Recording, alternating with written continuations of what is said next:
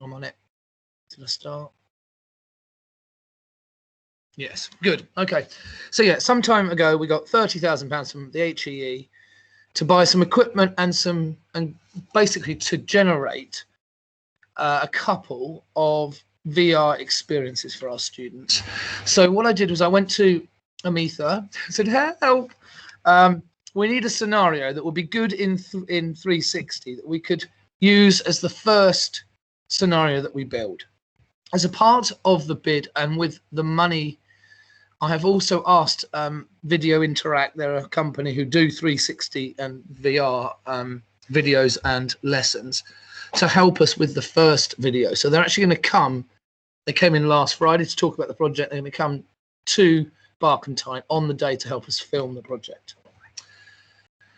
I'm going to share my screen just quickly because, so what we're going to do, the plan at the moment is to create, so we've created a scenario. Amitha sent me a basic script for a nervous adult patient walking into a clinic, them going through the process of signing in at reception, then sitting in the waiting room, getting called to the room, and then the steps that you have to take as a dentist to start to diagnose a dentist tooth problem.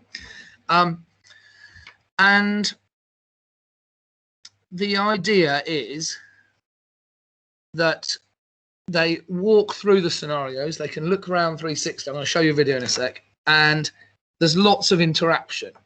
Now, when myself and Catherine sat down the other day and we talked through the script that we'd already created, what actually became apparent is we were thinking very much in 2D terms, as in, we've got a camera, let's follow that patient to here, there, and everywhere, and that's it. But with a 360 camera, it's more than that.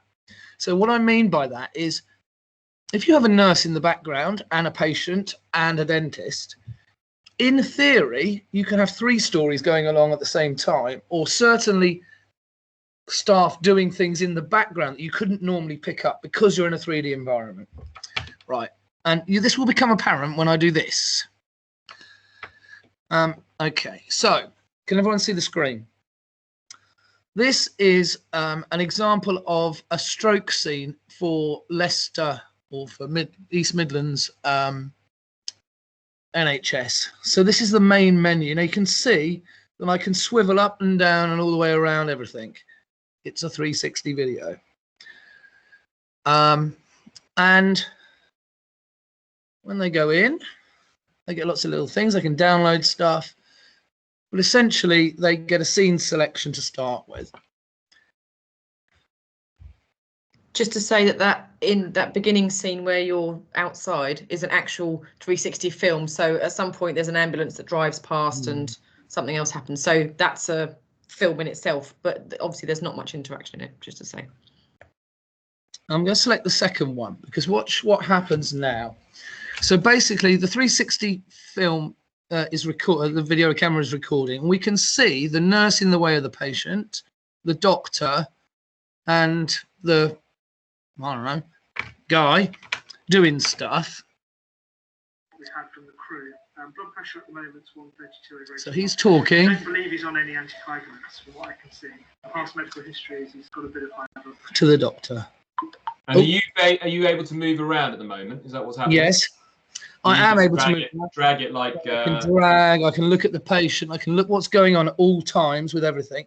You'll see it's paused it here, and you can pause it to display things, or you can have links to display things in the 360 environment. So in this instance, it's focused you on this and said, right, watch this information now. So key things are. So this is a 2D video that's popped up at a set part of the scenario to explain something. Shush. Just to clarify, and then it will carry on. What's the point of view here? Is it a student? Is it what's the point of view? Where we see this from? It's just the viewer. A viewer, okay. It's a fly on the wall sort of idea, I suppose. Is it? It's not that necessarily there's somebody standing there. It's just that you're able to see what these 4 people are doing as they interact, I guess. Indeed. Yeah. As I said, you can have forms pop up like this. Can it be your full name, sir? Yes, it's Ralph. So he's doing something. She's doing something now. He's writing stuff down. And essentially, this is what we want, the sort of thing we want to create at the Gutman when we actually film the 360 story. Right, I think you get the idea, don't you? So. No, sorry. No, that's all right. Okay, so let me just pause this for a sec. Just to prove that we can do this, I played with this camera in the skill lab the other day, and this is what you get. I mean, this is just a 2D image, but basically you get the idea. You can put text up, you can put pictures of cats up that don't work. However, this is basic because it's only a 2D one, whereas it's only a picture, whereas the video is very much interactive. Okay, so let me just turn this off. What we have done so far is I have created, with the help of Amitha, this document which I will give you all access to. And essentially it lists all of the current scenes that we have and that we want to film. And then it gives some basic information, a description, what's going on, some visual elements, which is the bit I need help with, and then a little bit of a script. And I've done this for each scene. The problem I have, and the basic problem that we're going to have, is that I'm not a dentist. So me going through this and actually adding things in which are dental, there's no point at all. Hence why we need a bit of help with this. But we also, what I really want to do is meet with you individually, because, so for example, if I meet Kajal, she will tell me all about what a nurse does in every scene, so that we can start to plan. Sorry, my camera's gone. Oh, there we go.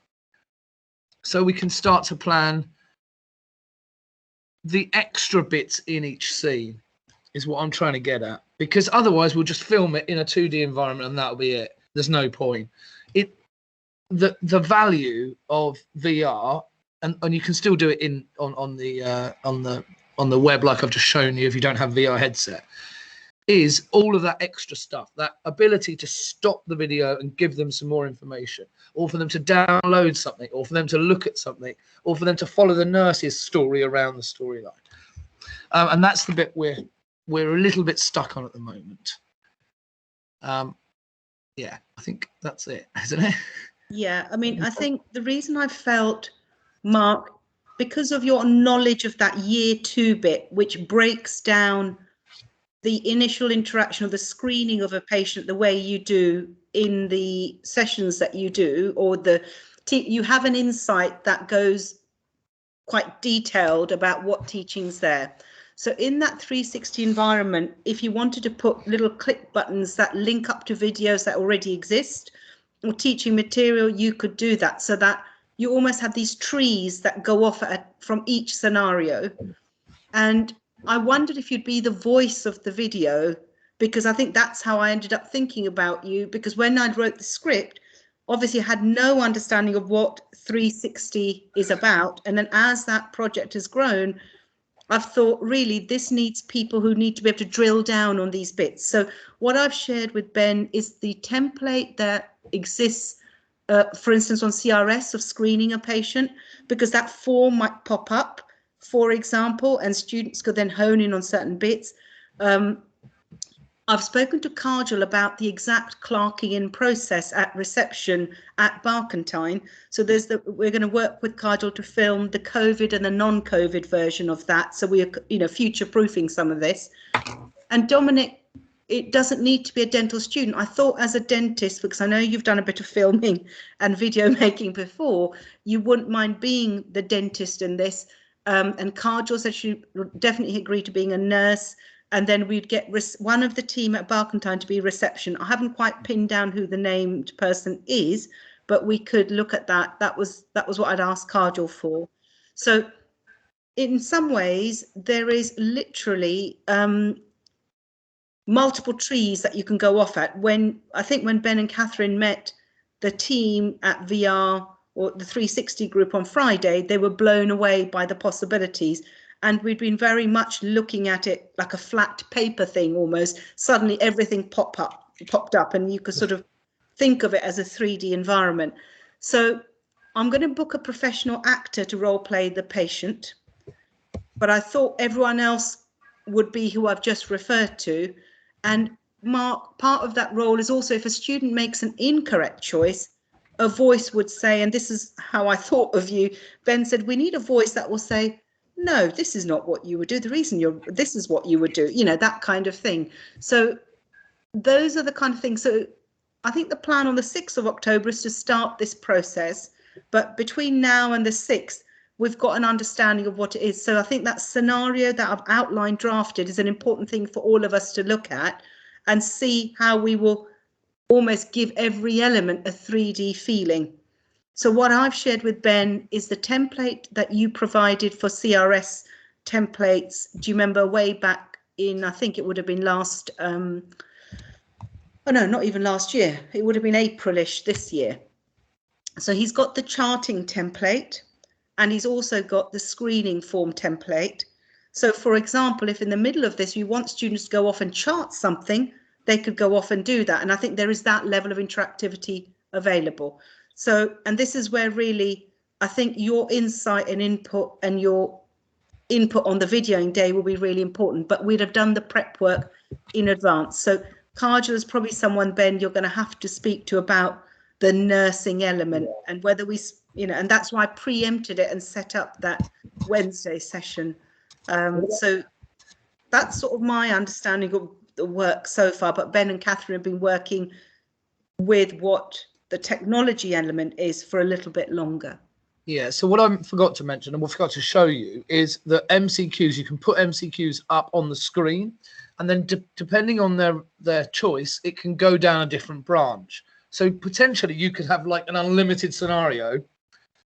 But in our case, we were thinking that if we ask them a question, they get it right, then they go on to the next section. But if they get it wrong, or they go on to the next section and the video pops up and says, well done, you've got it right. This is why you've got it right. You know, this is what you mean. But the rest of the ones that they get wrong, you see, potentially you could film another scenario every time they get something wrong. And it would be like a tree of like huge decisions and horribleness. But what we did think was every time they do get something wrong, we should have something to say, this is why you're wrong. And this is the things you should do next time or whatever. And similarly, when we film, we're not just going to film in 360. I've got someone at the door, excuse me. Let's go and see who was at the door. Lotion's at the door. Yeah, hello, can I come and see you in a minute? I'm literally, look, meeting. Everybody. How are you? You can stay for our VR project if you want. It's quite fun. Oh, no. Just ping me. Yeah. Bye, guys. I'll be about half hour, right? Cool, sorry. How professional of me.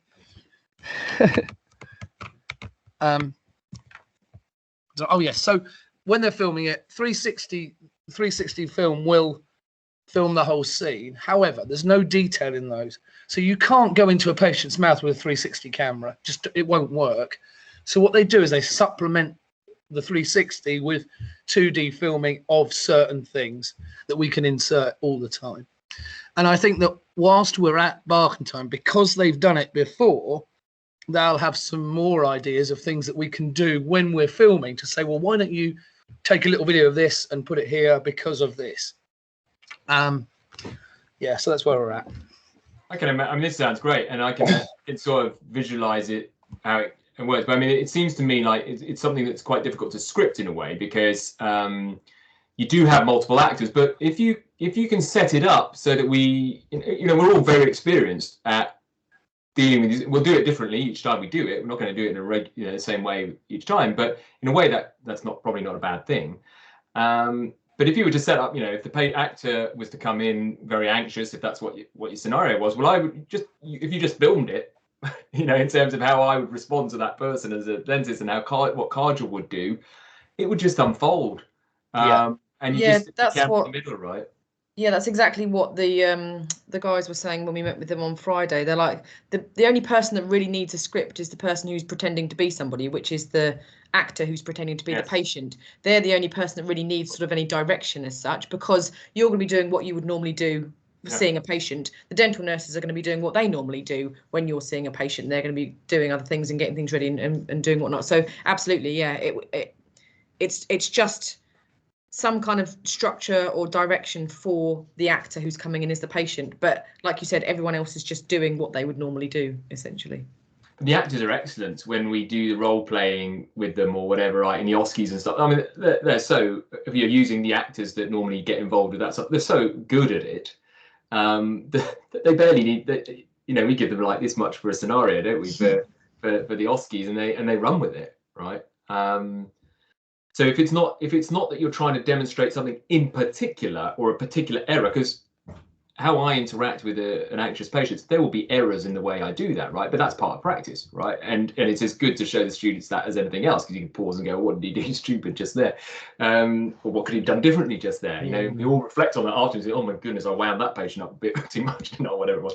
So that bit I can really see happening equally. And then, you know, in terms of the detailed stuff that you do, well, you know, patient coming in, I mean, yes, you've got your forms and all that kind of stuff. You've got, if you're going to do the intraoral examination, or if you're going to incorporate that kind of stuff in there, then clearly, yes, you're going to have your cameras on that. But and then you could create all these other things afterwards, I suppose, and you could just go on limitlessly, I suppose, in terms of what you bolt on, right? But it's that core 3D video that you need initially, right?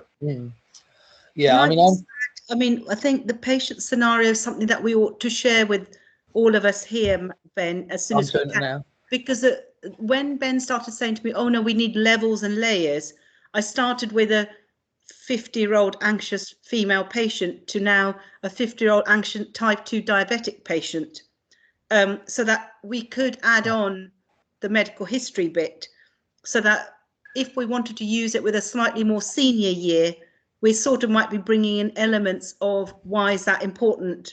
May not necessarily be asking that to a second year, but may want to think about introducing that for a third year, because I think that's the advantage of this. You could have it in or not have it in. So if we filmed it in both, they would have the option to sort of have that tree, which doesn't have a complicated medical history, and then the tree with. And again, Mark, this scenario is draft. So if you said to me, we've already got a patient with medical history scenario, and we focus on, I don't know, some of the and the blood pressure medication and sort of gingival hyperplasia, for example, and you've got something, we can adapt it. So this was just me, because Ben said, oh no, we need levels and layers. I went, well, how about if we make them a type 2 diabetic, because you could have perio coming in, all sorts like that. So this is open to change, and of course we've got to change it by the 6th, because the other thing to let you know is that the actors that we work with have slightly changed, and that's a Queen Mary initiative. So we're having to go with a company called Professional Role Players. And in fact, we're meeting them at 4 o'clock today to have a discussion about this project and who might be suitable. So there'll be experienced actors who've done healthcare acting or being patients, and we'll probably ask for someone who's done dental role play work. But just to let you know, the company has changed, and that's to be confirmed. But that's another bit that might be helpful, Ben, to share with Dominic and Mark.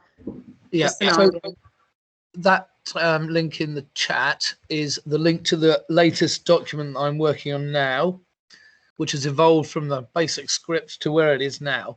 What I really like to do and get done in the next week or so is get that script to a point. It doesn't have to be patient, dentist, the whole way down. But what I really want is each scene to have some sort of idea of what we're going to say, and also some idea of the extras that we're going to put in. So, for example, in the first scene where they're at reception, I mean, off the top of my head, I thought we could put a video on how to talk to patients, or how to be professional in the workplace, or whatever.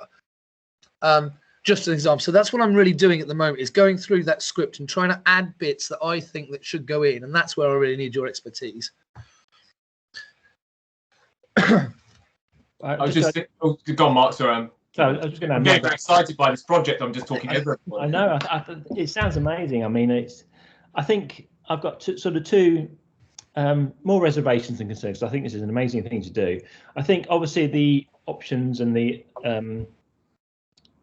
tree, if you like, it could be infinite. You know, and that I think we need to be a little bit contained with our first. Yeah. And then obviously feeding into that, can we then add to that tree later on? Once we film something, can we then add things later on to make it, as Amitha said, year 2, year 3, etc.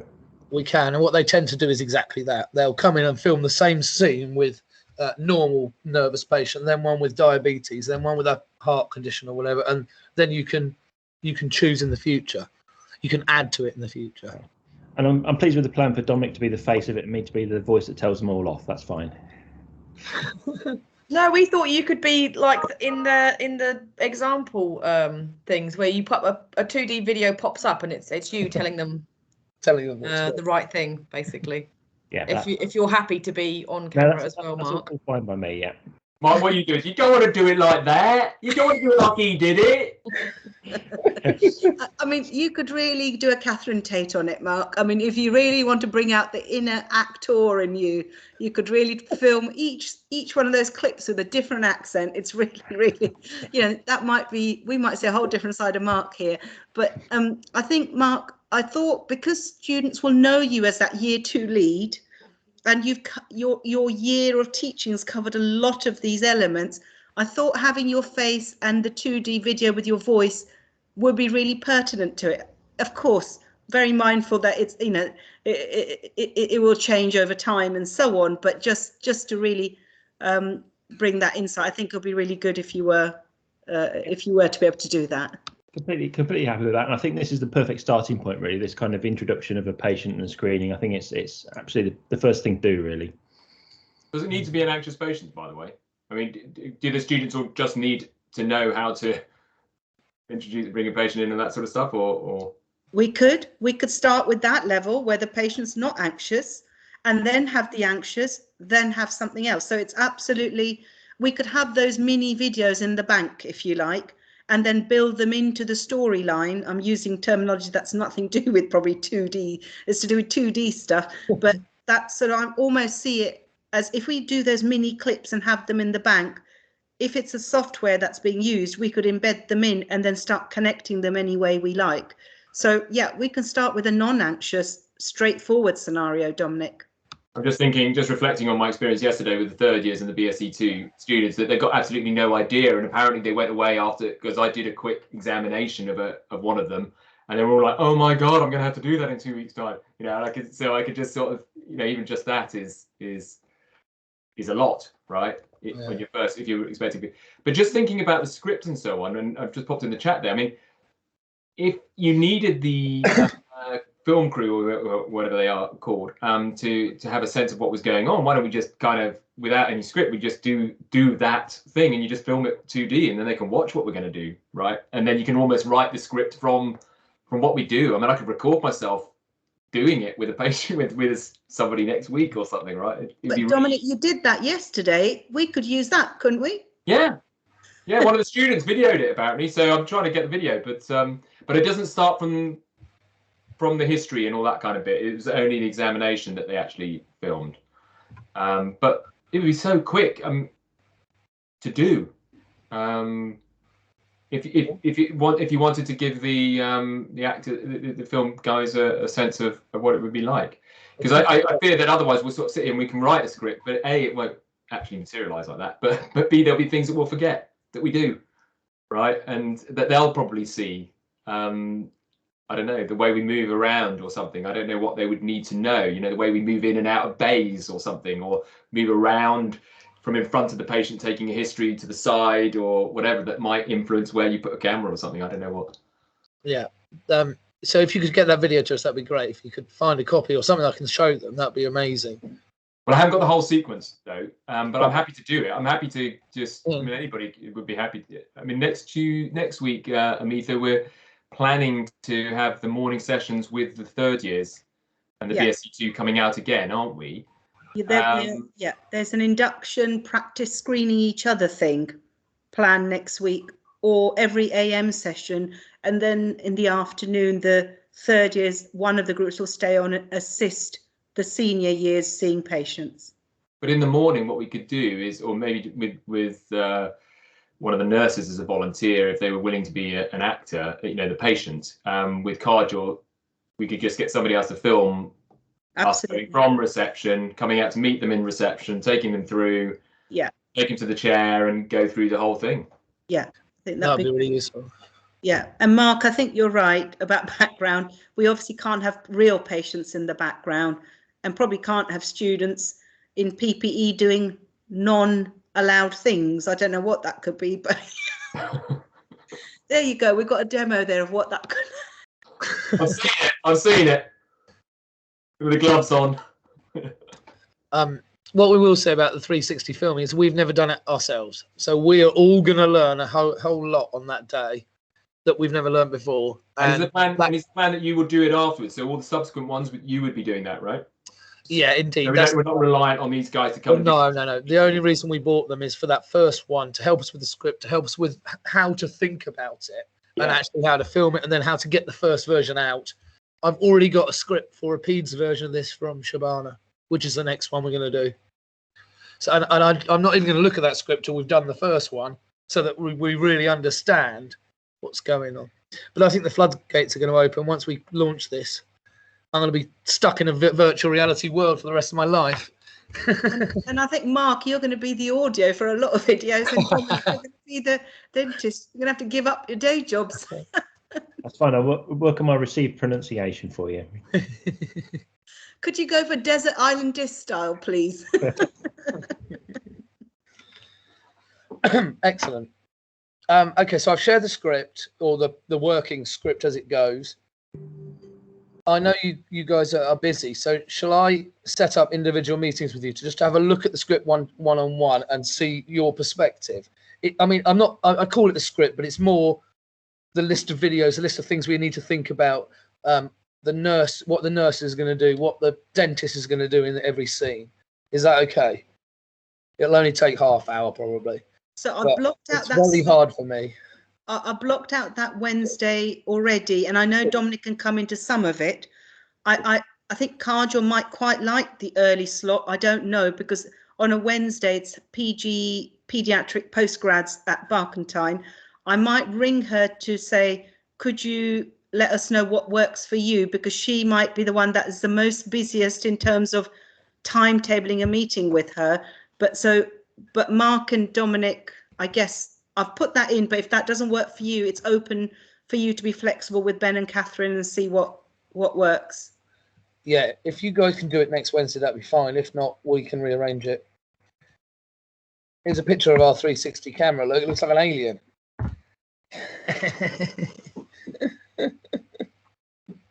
An important point from Catherine in the chat there about not sharing the link, I think. Oh, yeah. Sorry, yeah. Please don't share that link with anyone.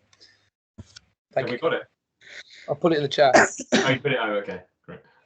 Oh, I didn't even realise it was in the chat. Yeah, that's the whole scenario. You can go and watch the whole thing. Oh, cool.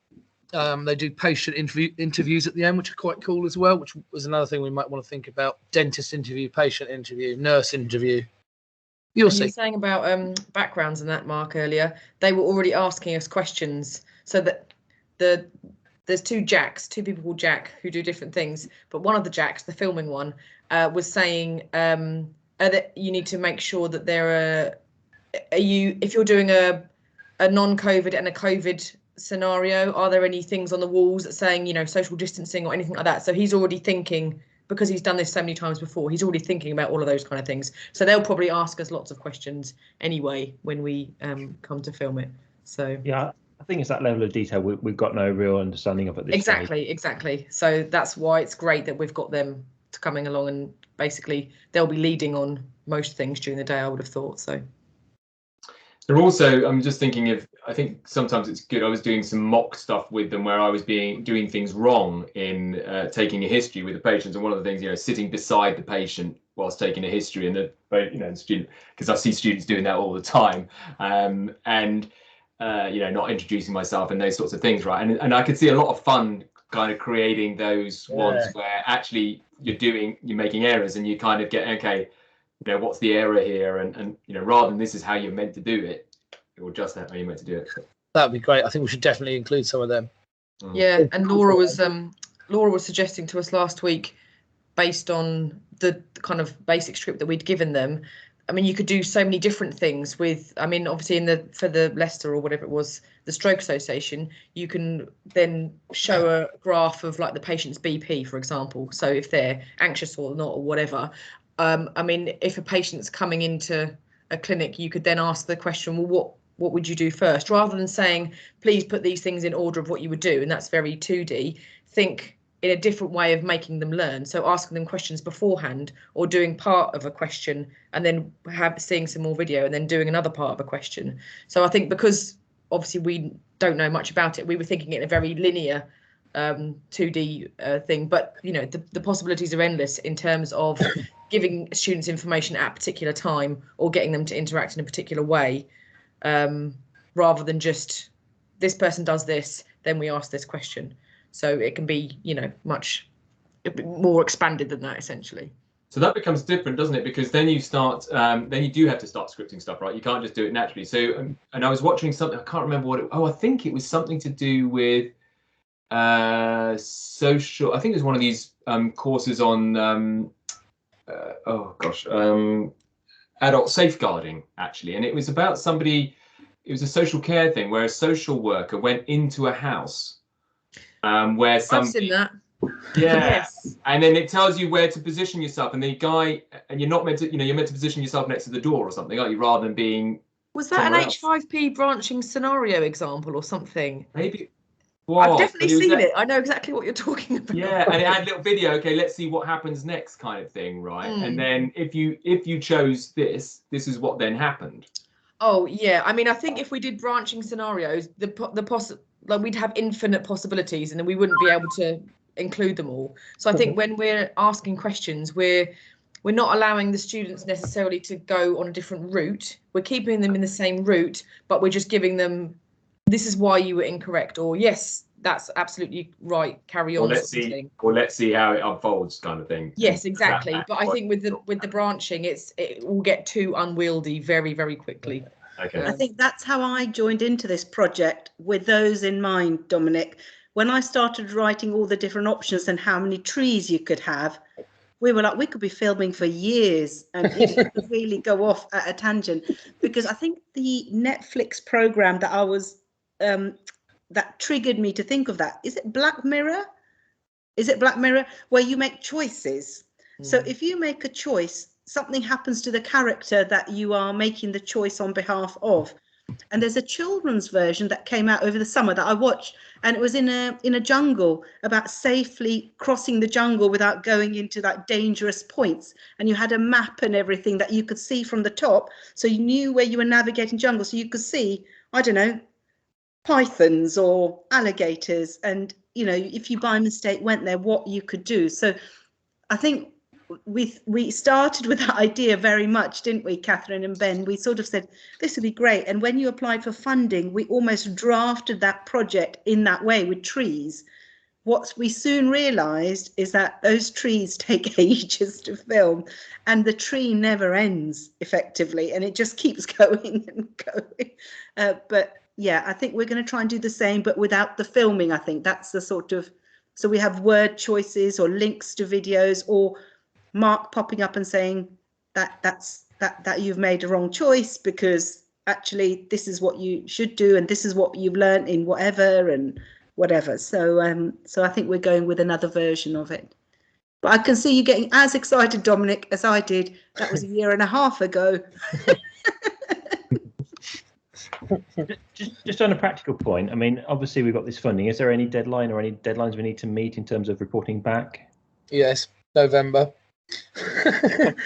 November the 12th or the 14th, we're meeting the HEE, and what I really wanted to show them is one pretty much done one. The first one's the most important for me because we don't know enough yet to be able to be confident enough to go and film them ourselves. But as soon as we've had this day, as I say, we'll get on. So yeah, if we can get this one, see, the day's filming is the bit that takes the long time. Believe it or not, getting it in Scenario VR, which is the package we're going to use, is relatively easy. I mean, I've already done a tour of the skills lab in video in scenario VR. It took me about 10 minutes. I mean, it's not very detailed, but it's not a problem to do. It's intuitive. It's not time resource heavy that the filming will be. So. The filming is the key. So I'm quite confident we can have something at least on the web to show them easily by then. And it's our first meeting with them, so anything that we have to show them, I think, will be good. It's just we'd like to show them something quite tangible, really. Okay. And you think it's cool now? You wait till you put a headset on. Oh my god, it's going to blow your walk mind. into a wall, And it's 4K, and it's like, oh my god, it's awesome. Ben's been playing with his VR today. Look. Oh. And we are going to get some VR headsets that students can loan out. I'm kind of hoping COVID goes away, so I don't have to deal with that. But Are you locking your office, Ben? not as much as I should, but yes. Just thinking slightly bigger picture here. If we are going to go for bigger grants in the future, is there any sort of links to haptic type teaching? No, this is a cool thing. Not directly, however, you can import 3D images into the VR environment.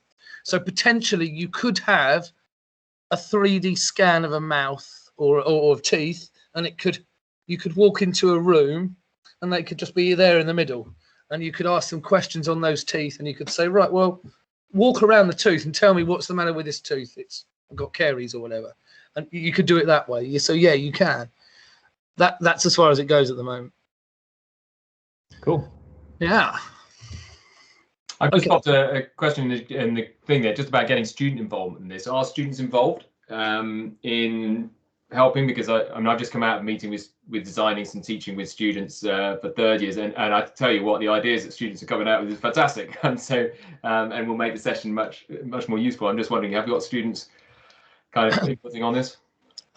Not for the first one, for those reasons I've just stated, but I absolutely agree. I think that future ones should be student led. Never mind. Involved. Yeah, we included what we were doing in all of our induction things. So with years 2, 3, 4, 5 last week, and we're going to include it in the undergrad and postgrad inductions in the next 2 weeks.